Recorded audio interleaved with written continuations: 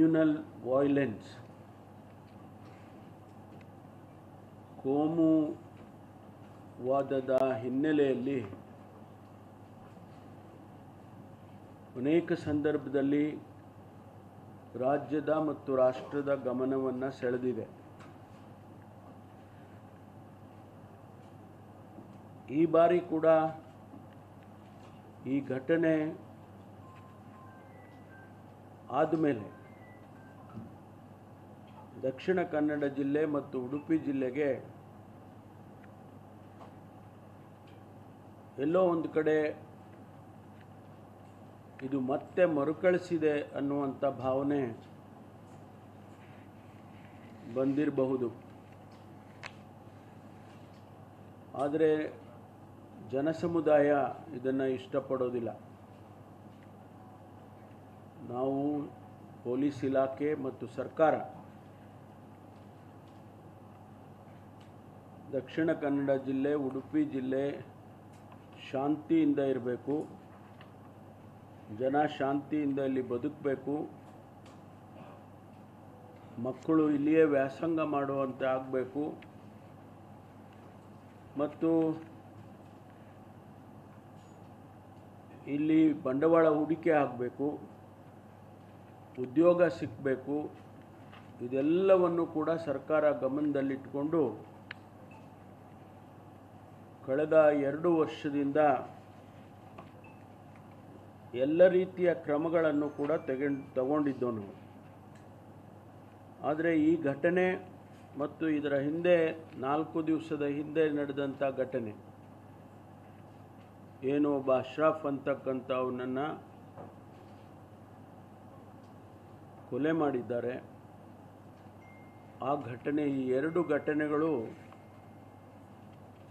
ಮತ್ತೆ ಈ ಕೋಮು ಸೌಹಾರ್ದಕ್ಕೆ ಸವಾಲಾಗಿ ನಿಂತಿದ್ದಾವೆ. ಈಗಾಗಲೇ ನಾನು ಹೇಳಿದಾಗೆ 8 ಜನರನ್ನು ಈ ಸುಹಾಸ್ ಶೆಟ್ಟಿ ಕೇಸ್ನಲ್ಲಿ ಅರೆಸ್ಟ್ ಮಾಡಿದ್ದಾರೆ. ಅಶ್ರಫ್ ಕೇಸ್ನಲ್ಲಿ ಸುಮಾರು 21 ಜನರನ್ನು ಅರೆಸ್ಟ್ ಮಾಡಿದ್ದಾರೆ. ಇವತ್ತು ನಾವು ಯಾವುದೇ ಕಾರಣಕ್ಕೂ ಈ ಜಿಲ್ಲೆಗಳಲ್ಲಿ ಶಾಂತಿಯನ್ನು ಹಾಳು ಮಾಡೋದಕ್ಕೆ ಅಂಥ ದುಷ್ಟ ಶಕ್ತಿಗಳಿಗೆ ನಾವು ಬಿಡೋದಿಲ್ಲ. ಯಾವ ಕಮ್ಯುನಲ್ ಫೋರ್ಸಸ್ಗಳು ಕೂಡ ಅವರು ಯಾವುದೇ ಸಮುದಾಯದವರಾಗಲಿ ಅವರನ್ನು ಕಾನೂನು ಉಲ್ಲಂಘನೆ ಮಾಡೋದಕ್ಕೆ ಬಿಡೋದಿಲ್ಲ.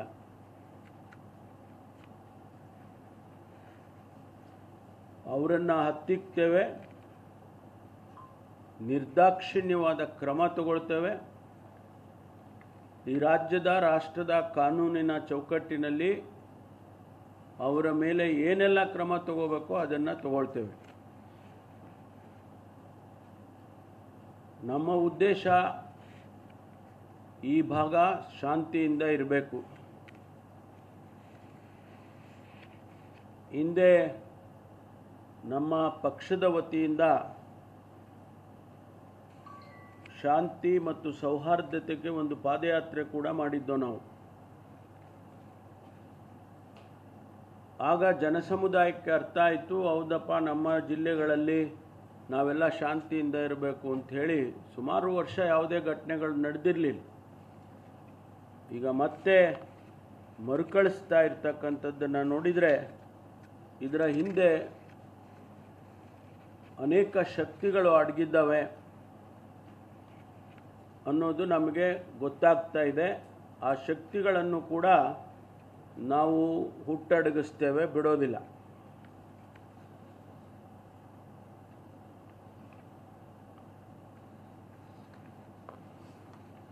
ಹೆಸರುಗಳು ನೀವು ಹೇಳಿಬಿಡಿ. ಆಮೇಲೆ ನಾನು ಇವತ್ತು ಸರ್ಕಾರ ಒಂದು ತೀರ್ಮಾನಕ್ಕೆ ಬಂದಿದ್ದೇವೆ. ಇನ್ನು ಮುಂದೆ ಇಂಥ ಘಟನೆಗಳು ಯಾವುದೂ ಕೂಡ ನಡೀಬಾರ್ದು. ರಾಜ್ಯದ ಮತ್ತು ರಾಷ್ಟ್ರದ ದೃಷ್ಟಿಯಿಂದ ಇಂಥ ಘಟನೆಗಳು ಮತ್ತೆ ಮರುಕಳಿಸಬಾರ್ದು ಅಂಥೇಳಿ ನಾವು ಒಂದು ಹೊಸದಾಗಿ ಒಂದು ಕಮ್ಯುನಲ್ ಟಾಸ್ಕ್ ಫೋರ್ಸನ್ನು ಆ್ಯಂಟಿ ಕಮ್ಯುನಲ್ ಟಾಸ್ಕ್ ಫೋರ್ಸನ್ನು ಯಾವ ರೀತಿ ಆ್ಯಂಟಿ ನಕ್ಸಲ್ ಫೋರ್ಸ್ ನಾವು ಮಾಡಿದ್ದೋ ಅದೇ ರೀತಿ ಆ್ಯಂಟಿ ಕಮ್ಯುನಲ್ ಫೋರ್ಸನ್ನು ಪ್ರತ್ಯೇಕವಾಗಿ ಮಾಡ್ತೇವೆ. It is going to be on the lines of anti Naxal force. ಅದು ಪ್ರತ್ಯೇಕವಾಗಿರುತ್ತೆ. In coordination with the police, regular police ಅವರು ಕೆಲಸ ಮಾಡ್ತಾರೆ. ಅವರಿಗೆ ನಾವು ಕೊಡುವಂಥ ಮ್ಯಾಂಡೇಟ್ ಏನಂತ ಹೇಳಿದರೆ, ಯಾರು ಕಮ್ಯುನಲ್ ಆ್ಯಕ್ಟಿವಿಟಿ ಮಾಡ್ತಾರೆ ಅದರ ಹಿಂದಿಂದ ಯಾರು ಸಹಕಾರ ಮಾಡ್ತಾರೆ, ಸಪೋರ್ಟ್ ಮಾಡ್ತಾರೆ, ಅಂಥವ್ರ ಮೇಲೆ ನಿರ್ದಾಕ್ಷಿಣ್ಯವಾದ ಕ್ರಮ ತಗೊಳ್ಳೋದಕ್ಕೆ ಅವರಿಗೆ ಎಲ್ಲ ರೀತಿಯ ಅಧಿಕಾರ ಕೊಡ್ತೇವೆ. All the powers will be vested with them according to the law. ಈ ಎರಡೂ ಜಿಲ್ಲೆಯಲ್ಲಿ ಶಾಂತಿಯನ್ನು ತರ್ತಕ್ಕಂಥ ಉದ್ದೇಶದಿಂದ ಅವರಿಗೆ ಈ ಫೋರ್ಸನ್ನು ಮಾಡ್ತೇವೆ. ನ್ಯೂಸ್ ಫಸ್ಟ್, ನಿರ್ಭೀತಿಯಿಂದ ನಿಮ್ಮ ಪರವಾಗಿ.